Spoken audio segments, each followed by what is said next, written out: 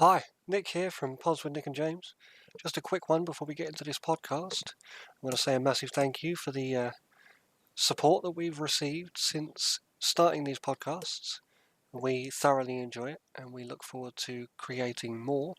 If you want to have your say on any topics that we've discussed or suggest future topics, then you can do so at www.reddit.com/r/nickandjamespods. And if you want to support us, you can do so for from as little as £1 a month, and you can do that at www.patreon.com/podswithnickandjames. Anyway, back to the podcast.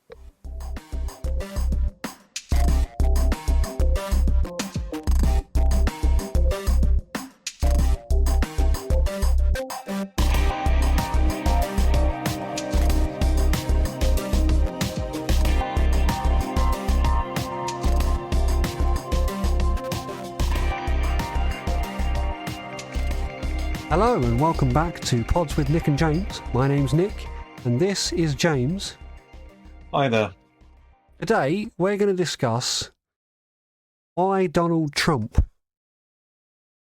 Now I posed a question like that because round 2 of the American presidential elections I say round 2, it's like his round 2 of his re-election process. And voila, he won. So, up against Kamala Harris, who took over from the sickening Joe Biden, who was unable to continue his presidential campaign due to degradation of health, I suppose you could say.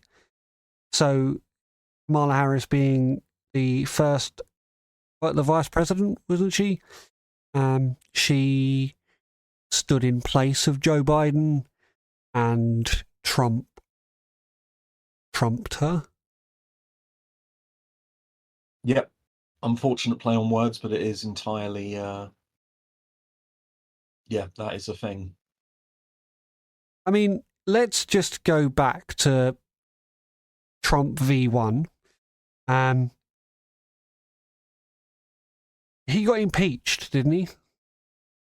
So, the you can argue that the political landscape has somewhat changed since his election in 2016, but you are right. He got impeached. There was mention about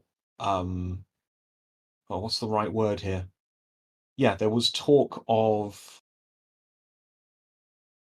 there was a lot of talk of espionage and stuff like that. Espionage and of, if I'm honest with you, just crime. Yeah. Just genuine crime. It's as if this is as if Tony Blair, after stepping down due to his war crimes, due to his war crimes, and then as if he then tried to walk back into Downing Street again. And he doesn't have to because he's knighted, because he's in the House of Lords. Interestingly, as a warlord, I feel with war being the specialty that he is the Lord of, which there is some irony there.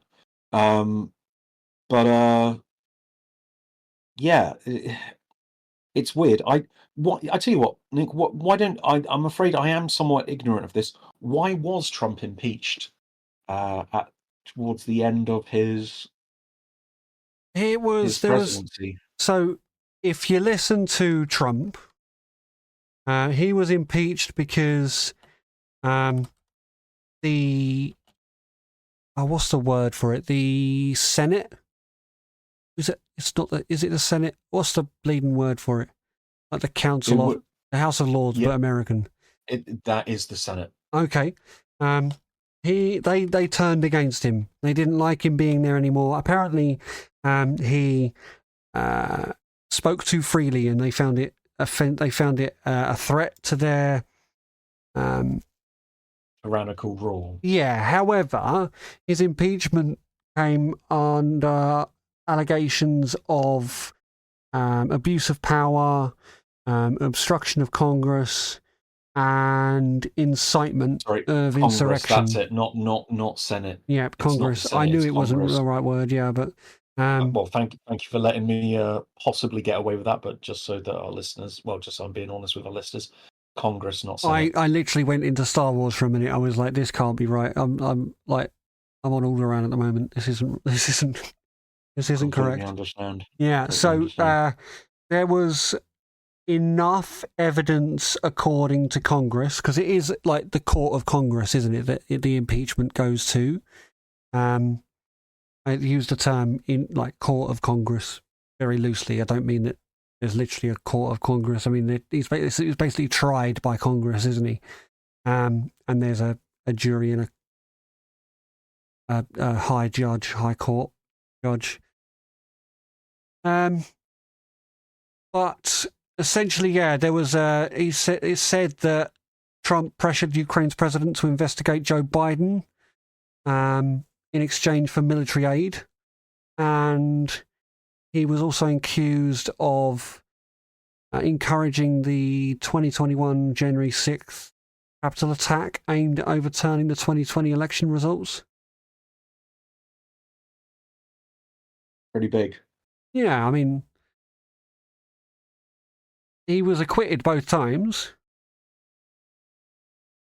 But the Now fact that does mean something to me, because I will admit there is this culture that we're in now where people are still very much seen as guilty after they've been proved innocent, which I get to a point. You don't want to just be ignoring the fact that somebody has been accused of something at some point, but I also don't think it's quite as I don't think it's quite as black and white as things end up becoming either, you know? Well, I don't think you get to the point where you have the wealth and power that Trump has outside of his presidential powers without having the ability to pull some backhanded under the table deals. I mean, Understandable. Trump's uncle worked for the American government when, and I bring this point up because it was relative to Nikola Tesla. So John Trump, he was a renowned electrical engineer and physicist. He worked at MIT and was involved in radar technology and high voltage research. He was tasked by the US government to review Tesla's personal papers after Tesla's death. And he then concluded that Tesla's papers contained no significant revolutionary technology that could be used for weapons and or other advanced applications, and completely they like boxed the entire lot of Nikola Tesla's work up and then hid it from that point on.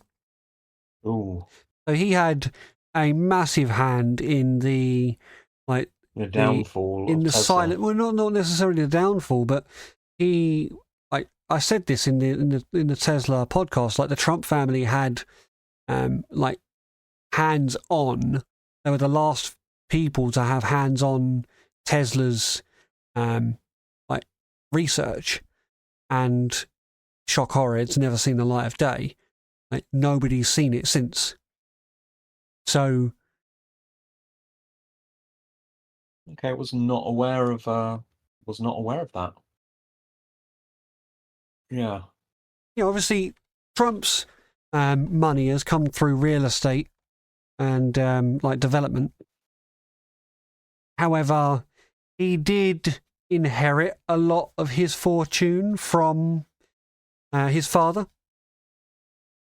Fred Trump, and it's said that he swindled his siblings out of their share, the majority share of their inheritance from his dad. His brother is an alcoholic. He died an alcoholic, yeah. Yeah, but like there are numerous, like, from I've been reading a particular book. Let me pull it up here. This is kind of frustrating. I've been reading Confidence Man. Yeah. uh, by Maggie Haberman. And I will be honest with you, like I went with this book because I started reading another one, which was pure just vitriolic brown nosing. But this particular confidence man is well researched, but it paints a incredibly negative view of Trump's personality, and kind of goes into every single bit of dirt on that family at Yeah. all. And it's I don't know. The annoying thing is, it does seem to be well researched. It does seem like a lot of it's true, but it goes so completely in that direction that it almost has me wanting to stand up for this horrible person, simply because it goes that far. And it does talk about, yeah, Fred Trump being an incredibly kind of absent, and kind of a very particularly cold um, type of father, Yeah. and it's a lot of it does seem more like almost character assassination more than anything else. Well, Um, like, you live what you learn what you live. And yeah, Fred was of the generation that were incredibly racist. Um, yes, there were court stuff. yeah, That is something that goes into it. Like there they was they were. an out of court settlement for discrimination against black applicants for housing in Yep. 1973. And there was admission of guilt from both Fred and Donald's side. But that's And interesting because the way that they talk about it in later interviews is that there wasn't an admission of guilt per se. sorry, no, it says it's settled without an admission of guilt, but Oh, right. include Sorry. an Sorry. Sorry. agreement to change rental practices. Yeah, they So, changed it, but they didn't have to say that what they were doing was wrong, which in itself is a little bit of a problem as well. I mean, you don't have to say it to actually see it, you know. Um, Mm. I mean, the fact they had to change their rental practices in itself showed that they were obviously discriminatory, um, and weren't with the times. I mean, you can see in the way that some of like Trump's, like Donald's, um, communications with the public, there's a very outdated sense of freedom of speech. He has he has had quite chauvinistic comments at times, very outdated um, religious views, and very outdated racial views at times. Um, but I think what kind of really shone to a lot of Americans was that he remained very clear and very true to what he said he was going to do and what he did. So, yes, he had some very strong opinions and very strong views. But he said he was going to build a wall, so and he fully intended to build the wall. And yeah, okay, the workmanship probably isn't to the level of the workmanship he put into his towers in New York, but he'd certainly set about building a wall. So I think when it comes to the re-election, a lot of people looked at that and went, well, what you see is what you get. Yes, he can like say the wrong thing at times, but he also did everything that he said he was going to do. With most politicians, that's not what you get. That's interesting. That's because I've never heard, like, to be fair, you don't hear him talked about positively. So that's interesting that, like, okay, just to get this clear, putting a wall on a border is not going to stop immigration, as most people arrive in the United States in planes. Yeah.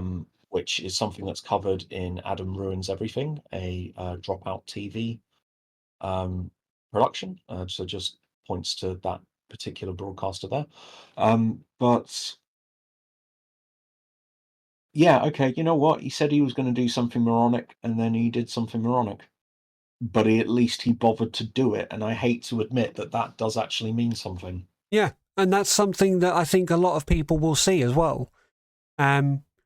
He also is very loyal to the code of America, shall we say, like the Constitution. He wants to uphold and maintain the patriotic Constitution of America. You know, I mean that's that you're going to get good. Yeah, in America at least, you're going to get votes for that with that. He doesn't seek to reform it. He wants it to be as good as it can be. He firmly believes that the Constitution was good enough when it was made, and it's good enough now. Like, let's bring it back to its fullest strength and actually make it exactly what it can be, instead of all the things that have been tweaked and changed because like everybody's scared of everybody else. Essentially, like the one thing that you cannot tell me that Donald Trump is afraid of what people are going to think of him. No, although he does know he's a very good public speaker, and he does respond to the crowd well. He's a showman. Like, I mean, he is a showman, and he knows how to work a room. Yeah. Yeah. You know, like he knows. He's a businessman. And I think that's another thing that kind of ends up swinging in his favour, because he will run America like a business. He's a very successful businessman. The trade deals that he was working on were very strong in the viewpoint of America.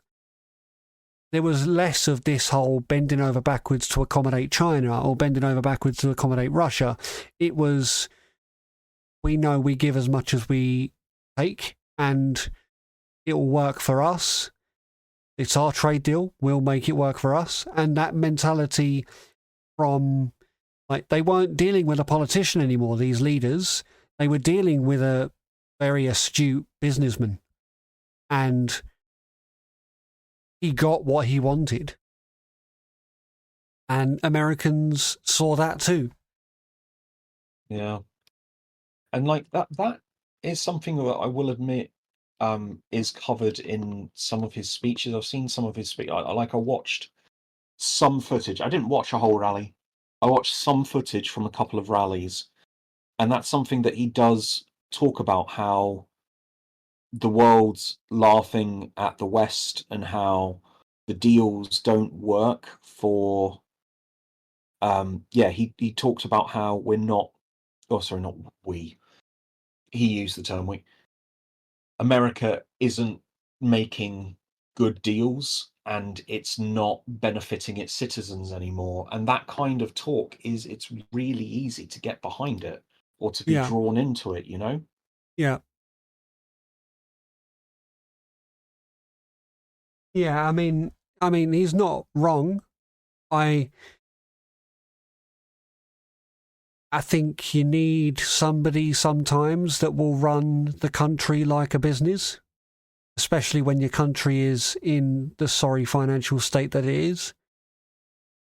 And I think his re-election has come at a great time for America. I think it's come at a very terrifying time for everyone else in the world.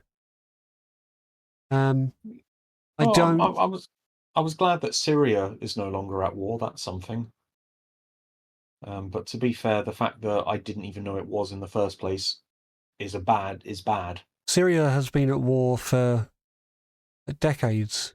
Yes, Syria was one of the last free state nations where they would like basically pay you to set up a farm They'd give you the land, they'd pay for your equipment, they'd set you up a farm in order to encourage the growth of their own economy. And the West went in and changed all of that. Classic. Now they are, just like everyone else, accumulating debt. More and more debt everywhere they go. But that's a completely different podcast. So let's try to focus on Donald Trump. Well, one of the things that some people don't understand how Donald Trump has gotten in at all. One point that I did find is okay. So part of it is his championing of the coal industry. Now, any environmentalist and everybody knows that coal is nowadays a bad idea. It's a very dark fuel. It's a very dirty fuel. It's not a clean and good way of producing energy. And you can argue that other ways aren't that much better. I'm not going to say that every other way or any other way is perfect, but it's unfortunately it is somewhat outdated. There are better technologies out there, and I think anyone can kind of. Donald Trump knows better than anyone that there is better technologies out there. Yeah, but this is the fact that he's sat on Tesla's own research. Well, says it all. But yeah, he knows what he's got under his and he knows what he's hiding, and he knows that he's hiding it in order to make money. Well, absolutely, but I guess so. West Virginia. So do your best to keep country roads out of your head. He went straight in there, man. Sorry. Yeah. No, that's it. Me too, mate. Me too. That's why I said that. But like, in Logan, Virginia, there were 50 years ago. There were over 100 coal mines in that county alone. Now, although they're going to have consolidated and become bigger businesses, there's now 4. Or in 2016, there was 4, and there's this mass migration out, and there's hundreds of properties throughout this state where entire families have just had to move off without selling the property to anyone, and it's become derelict. You have streets and streets of like almost ghost towns because the local populace was so reliant on coal mining that when new legislation comes in place which makes life harder for these people, it destroys communities. Yeah. And it's interesting that Trump's got such a stranglehold on Logan and on Virginia as a whole, because you know what, like those communities have suffered. I hate to say it, it's kind of the sort of necessary suffering that comes with change, but it's not easy for them at all.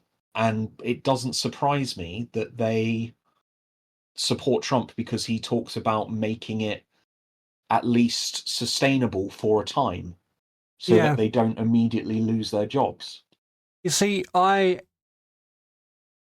absolutely want the world to change over to a very clean way of living.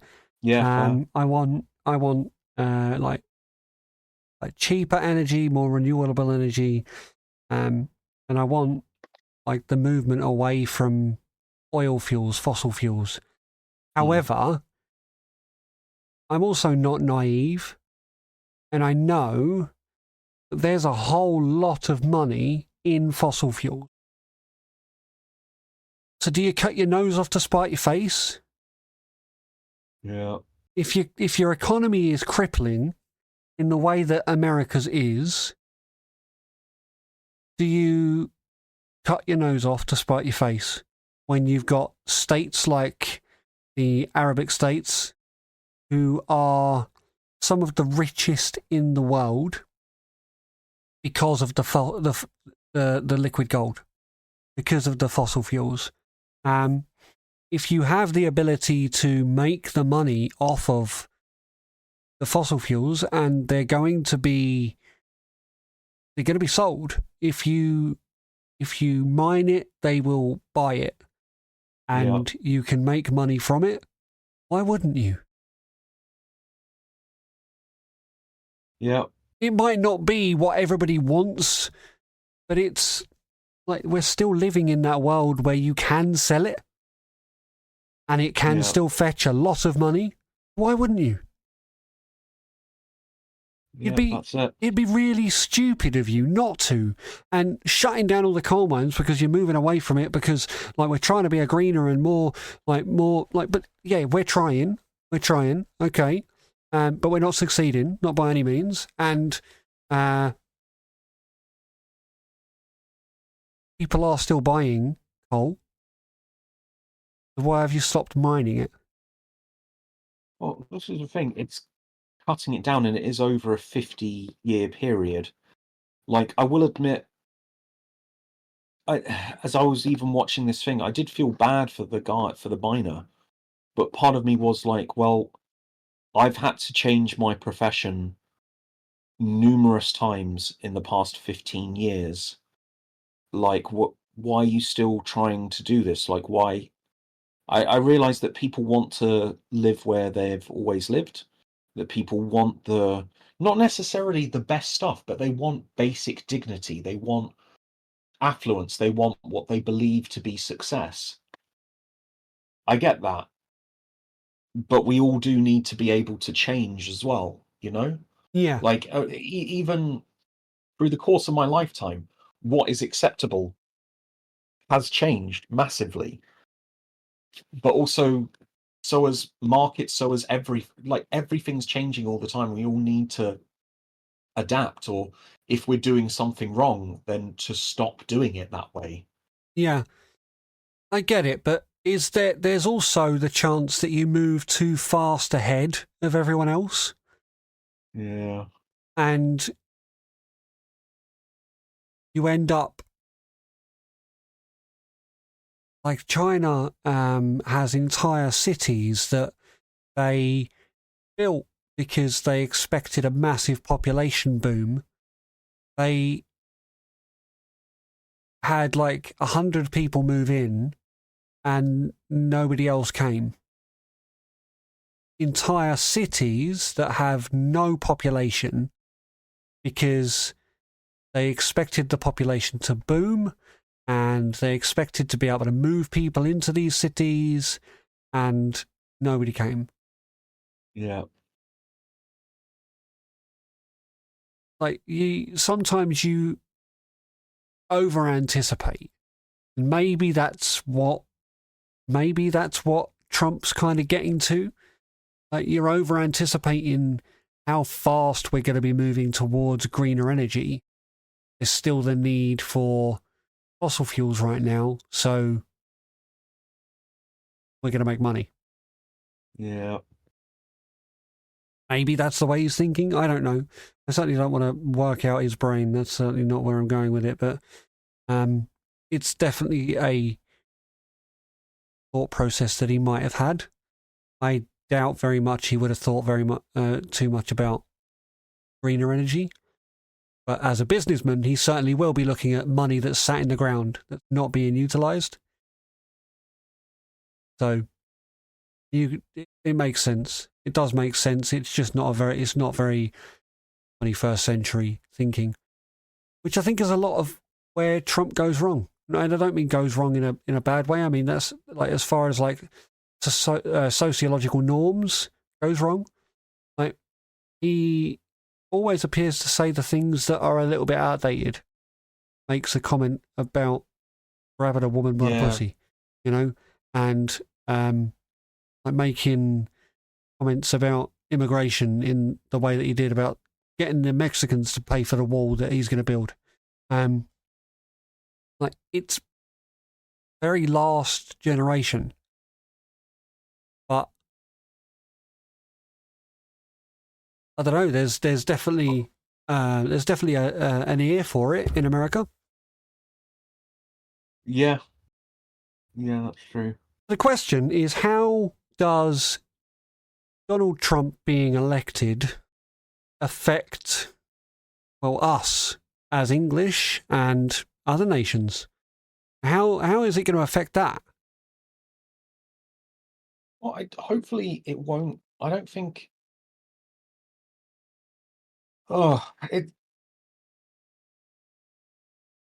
I mean, he's one thing that one thing I like about Trump is that he has, even from his early speeches, um, acted as though America shouldn't be involved with.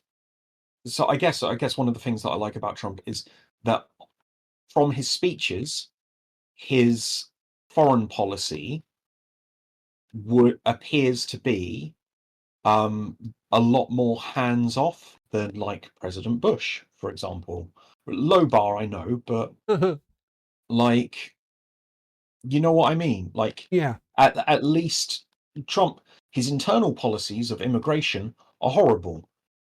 However, having having the American president saying, "I don't know what we're doing in this foreign country," well, either he hasn't read his thing, has doesn't have his facts, or it's just an admission of we shouldn't be trying to control and police the world, or we shouldn't be trying to manipulate the world into giving us a better deal or using, force. Like, I kind of I can kind of get, it's probably just the white British guilt talking here, but I can get behind that. Like, Yeah, we I think don't you've got to see need it to from the be. perspective that if you're fighting someone, you can't sell them stuff at the same time. Yeah, And like, he is a businessman. So of course he's gonna, well, I say of course, like, it makes sense that he would want to step back from war and domination and instead spark up like trade treaties instead. yeah, yeah. Well, it's, I think, okay, so the way at the beginning of this podcast, you said, why Donald Trump? And I guess it's because sometimes people are kind of just sick of anything that looks like a politician. So, like, they'll go with Trump, they'll go with Boris Johnson, they'll go with anything that looks like, where it's foolishness, or fake foolishness masquerading as honesty. You know, Yeah. um, it's it's interesting that that's a thing and that's what works now. But it does seem to be, um, that is what works. I don't know. It's interesting. Um, I do think.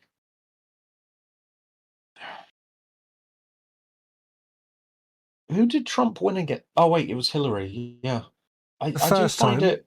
Yeah. Yeah, so it was Hillary, and then it does seem weird that on both occasions he's won against those candidates when they do seem like. I mean, the Clinton administration wasn't perfect, and Clinton isn't perfect, but at least uh, Hillary has on in more recent terms taken a left wing stand on things, so people know what she does endorse when it comes to personal freedoms. Like, it does surprise me. In both cases, I'm surprised that Trump won. I don't know. What are your thoughts? Like, do you feel that just people are so ridiculously bigoted that they'd rather have Donald Trump than a female candidate? Or No, I think like if you what I did was I got a list of all of the elections going back like to 1990 or 1992. Hmm, Because what I tried to see was like the winners, like who were they really up against? Because like Kamala Harris wasn't a strong opponent. Yeah, what did she stand for? I will admit I don't know enough about her policies She or her political history. she wanted to carry on the democratic rule that Biden had taken up. The reason they didn't like it was because they were like the American voters were concerned more about the economic stability and like the financial security of the country, and they felt like the Democrats had put them in the position they were in, much the same as we did with the Conservatives. We felt like the Conservatives had shipped us down the river and like completely left us up shit creek without a paddle, as it were. Pardon my language. Yeah. And there was a few like almost like woke culture-esque kind of views that were shared, and wanted to. There's a want and desire to like embrace that culture that I don't think America's ready for as a general public, which kind of fought against her a little bit. They also argued that Harris hasn't got any kind of like leadership experience, and she's only been in the limelight for a little while, and doesn't have a lot of. That's not a good enough reason. Like, somebody can rise to the occasion quite easy. I realise people might not trust her, and it's easier to go with a celebrity that you know. Yeah, I don't think that she was a very good talker. Like not a powerful public speaker. She couldn't. Yeah, I don't know that she could argue her point very well, and we know that Trump can. Even when he's dead wrong, or Yeah. just plain up lying, he still sounds convincing, annoyingly. Yeah. And I think you have to be a certain person to be able to have that way about you. And like if you don't have that strength of voice, then you can actually get made to look very silly. And Donald Trump did a very good job of making her look very silly in his election campaign. And I think he did the same thing in the Clinton campaign. But I don't think that he did the same thing in his Biden campaign. I think Biden was a well-loved figure from his time with Barack Obama. And Barack Obama was a massive hit in America. Very good president, massively loved by most of the people. And his right-hand man was Joe Biden. And when Trump was impeached, I think a lot of the public went, well, if like we can't really trust Trump, I'd rather have Joe Biden back in, you know? Yeah. Because we know who he is and we know what he's about. But it's not the same when it comes to Kamala Harris. They didn't know who she was. They didn't know what she was about. They don't know enough about her, and she certainly didn't make her voice heard very much during her time as vice president. For people to have that kind of comfort level with her. But Trump was very good at arguing his case. If you go back to like 1992, Clinton won against George Bush Sr. And Ross Perot. I thought George Bush Sr. was like further back in time. Like, I just thought mathematically, with George Bush being early 2000s, that it would be pretty sure than... George H.W. Bush is George Sr., isn't it? Yeah, that sounds right. I'm not very American, as you can tell. Yeah, that's I don't know. That's Daddy Bush. George H.W. is Daddy Bush. And Clinton won against Bob Dole. We all know about Bob Dole. That was a joke. I've heard the name, but that was a joke. This is the annoying thing. I've heard the name. I can't claim to know a huge amount though. So why don't you? No, but Bob. The point is, like, George H.W. Bush wasn't a very well-liked public figure when Bill Clinton went against him in 92. There was a little bit of a scandal towards the end of his presidency previous, which is what led to Clinton winning the post, because it was up against Ross Perot as well. Ross Perot, I don't know. But he was independent, and independents never win in America because you don't gain enough of Congress to win your votes. Yeah. And you'll end up outweighed in Congress because you don't have the Republican side, or you don't have the Democratic side, which is why it tends to go Republican or Democratic in America. So it's a two-party system. Yeah. So Clinton won in 92. He won again in 96. And he was up against Bob Dole, who I have no idea who that bloke is, but I think the fact that I don't know who he is kind of speaks volumes for what Bill Clinton was up against.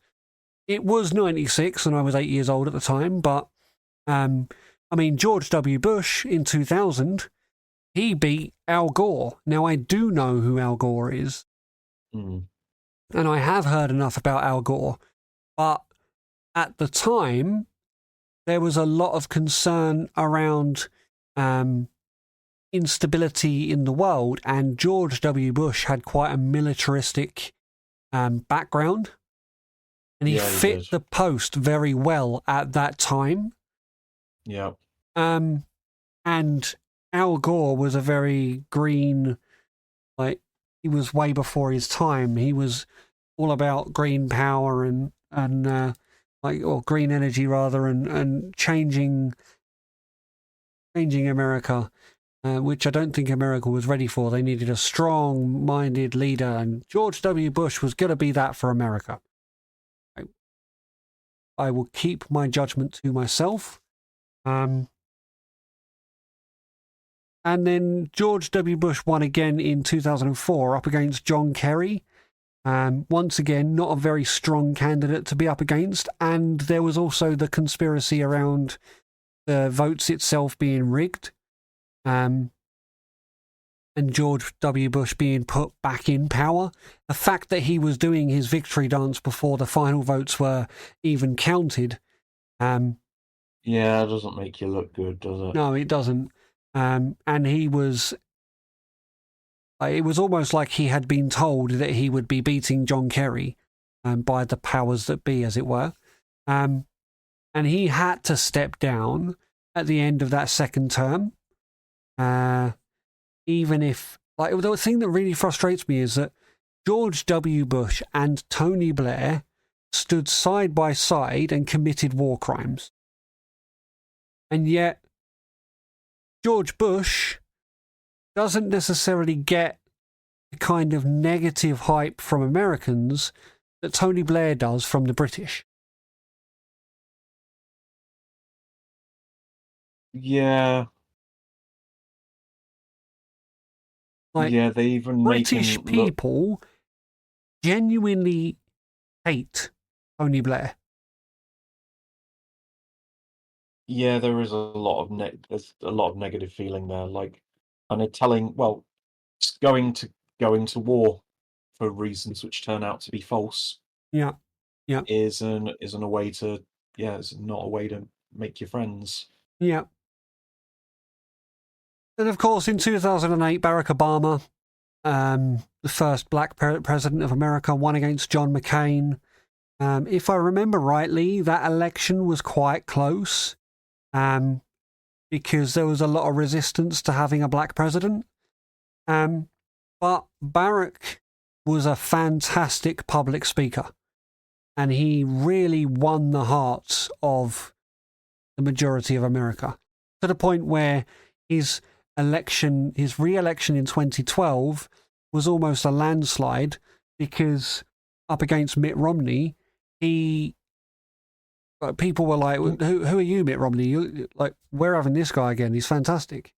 Yeah, it's difficult it's difficult for him to compete with Obama, but also Mitt Romney, he just didn't he didn't really seem that relatable. Yeah. You know, like Yeah. again, incredibly uh, rich American. Like at one point, his wife tried to make out that they were poor because they were buying secondhand furniture, but they never had to work. They've always had passive incomes from properties, Yeah. you know, and that's not poor. You know what I mean?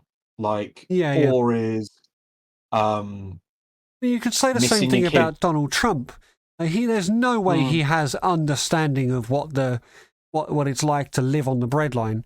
But one thing that he doesn't do is he doesn't profess to. yeah, yeah, that's true. He doesn't say, "Oh, it's okay. Like I know what it's like to be poor." As a matter of fact, what he does is he goes, "Fucking peasant poor people. I'd hate to be poor." And literally behaves in that way where he almost gives off the air of like, "No, I know I'm rich and I'm happy being rich and I don't want to be anything else but rich." Um, and but it's so black and white that it makes him more trustworthy. Yeah, because it's not a palatable opinion, so you know that he's not saying it, or you feel like he's not saying it for your approval. Because if he was pandering for your approval, He would he'd say be saying something something else. far Yeah, sweeter. Yeah, absolutely. He'd be saying something so different. it's like salt in your porridge. Yeah, You know, like yeah, yeah. it's not really all that appealing, but you know somebody does it somewhere, and at least it feels honest. You know what you're getting. You're getting salty oats.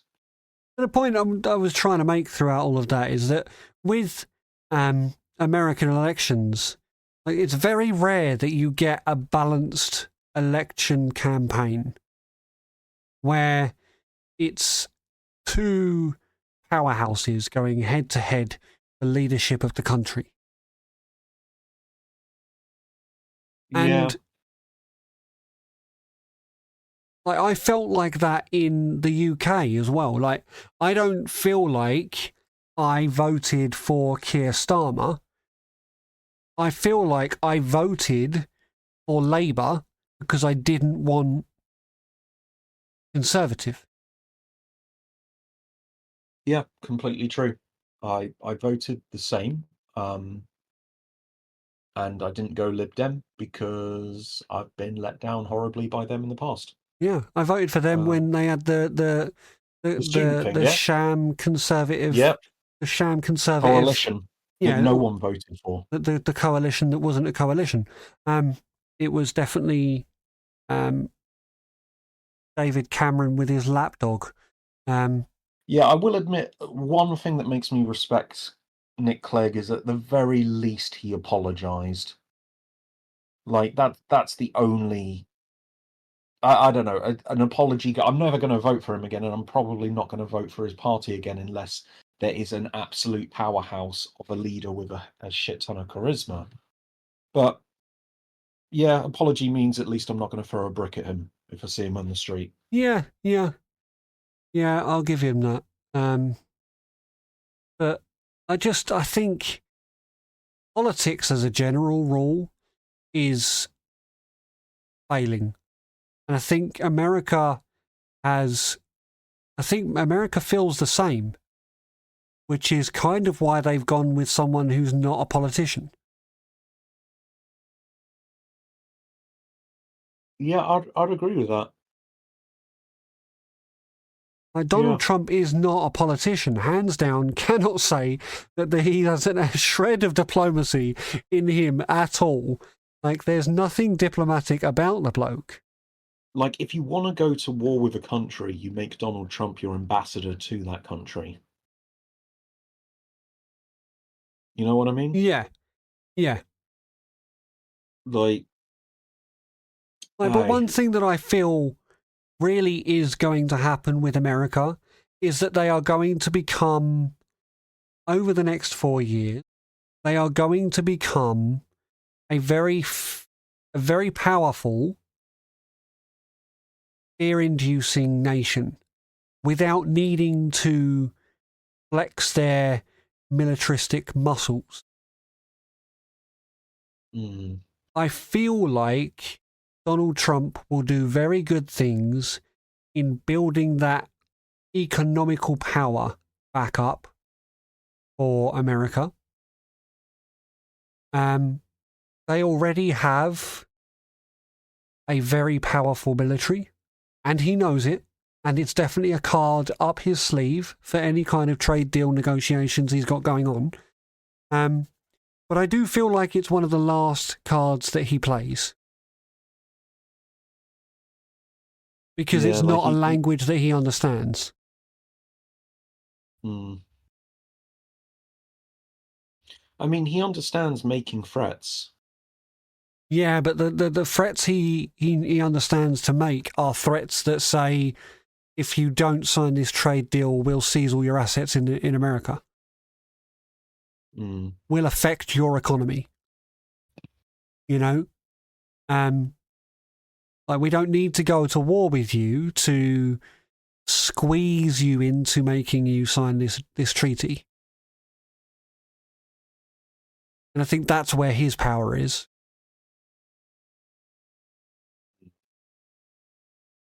Well, changing the subject here, why do you think people have forgotten about his impeachment? Like, I don't think it's something worth consideration given the fact that he was acquitted. And I think the only reason he was able to run again was because he was acquitted. Yeah. Okay, no, that's fair. No, that's fair. Hi.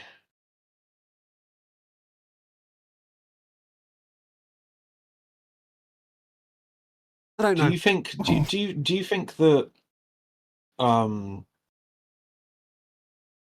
you think Trump's mannerisms are worth politicians in this country taking note, or do you think that they are something to be universally avoided? I think he's a flash in the pan. I think he is a situation that will only happen. I say only happen once. Obviously, he got in twice, but in this context, I think he's a situation that will only happen once. In the respect that he almost came in with more backing this time around after his 2 impeachments last time, and that's not going to happen again. Because he's been able to rebuild his image very effectively.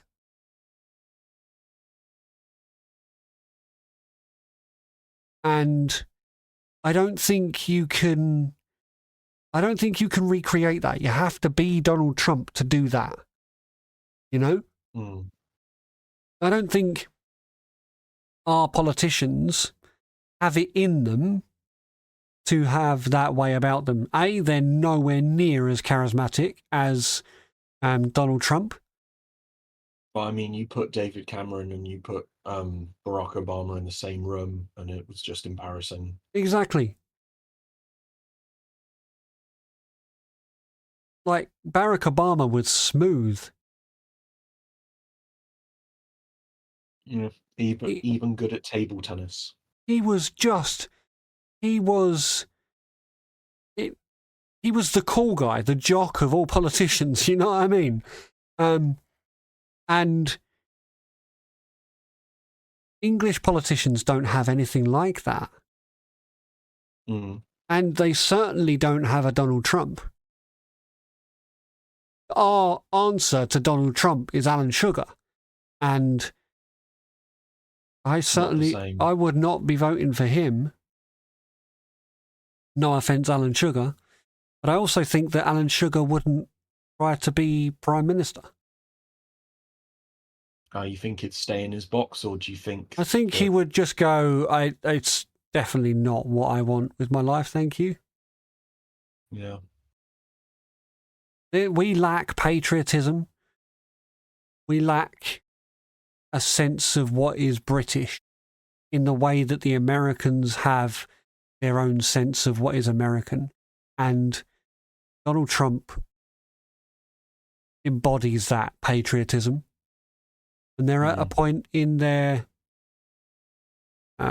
development as a nation where patriotism is back in and it's in full flight and it's needed and it's all about embracing the American way, and making, as Donald Trump said, making America great again. And he's come along at the right time to deliver that message.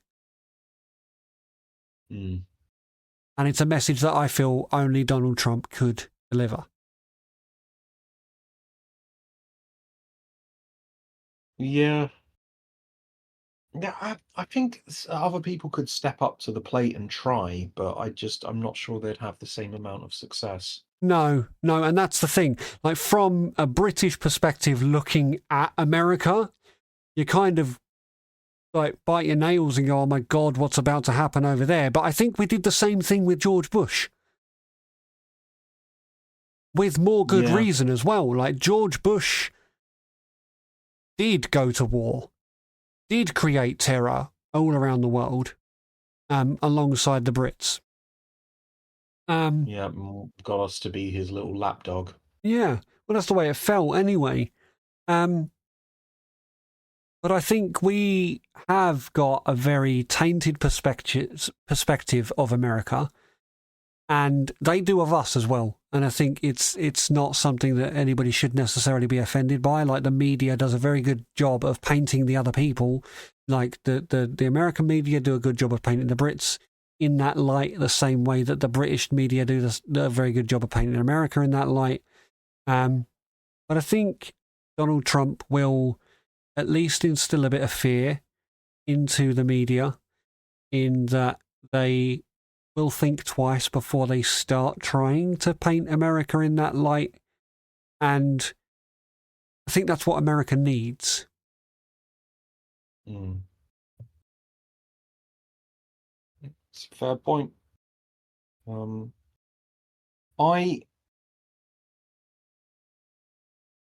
hoping, you know what, I'd love to see the next American president. I'd love to see a nerd get in, like, because so far it does simply seem to be the biggest personality, you know? Yeah, Like, Biden got in because, yeah, because, it was almost a teddy bear. You wanted to give him a hug. well, yeah, and like, he just feels like a stopgap. Like, what really sticks out to me about Biden's presidency is the lack of news coverage all of a sudden that we had coming across from America, you know? Because it Yeah, I think wasn't, he was seen on TV unwell, and then they were very careful about what TV presentations he was doing. yeah, yeah, that's I'm it. sure you've seen the clip of him fumbling his words on screen and being quite confused. That's not a good way to. That's not a good way to be. But to be fair, a good politician can recover from that. Like, I mean, George Bush, Jr. Read a book during upside down. his, he read a book upside down, but he also, at one point, um, was asked, "What other policies and what changes are you going to make, other than 9/11?" And he froze. He'd forgotten all other changes that he was going to make, during his presidency, and he just kept going 9/11, it, uh, international terror, uh,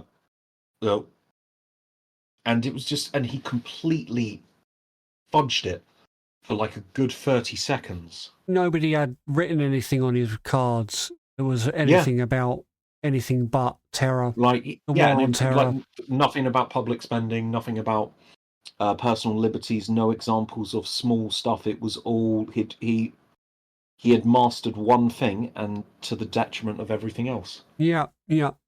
The one of the, I mean, George was a wealth of quotes, and I'm pretty sure if you dig around on Google for a little while, you would find a compendium of George W. Bush quotes that would have you chuckling away for hours.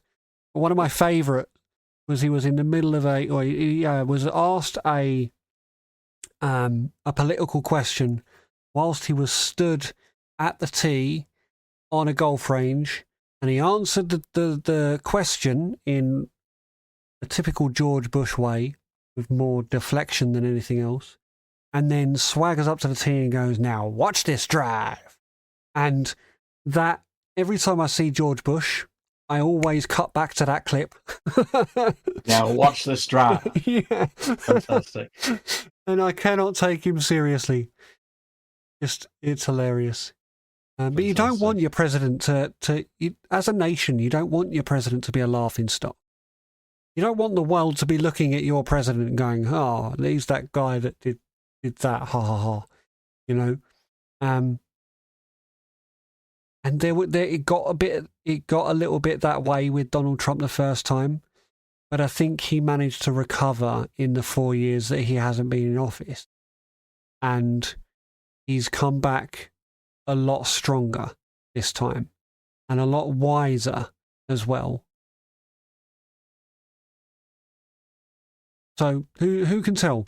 Who can tell? My hope is that it is a positive experience, not just for Americans, but for the rest of the West and for its allies. But who can tell? We'll see. Yeah, no, that's fair. Aye, indeed, we will see. Well, thank you very much, listeners, for coming along with us on this journey once again. I hope you've enjoyed.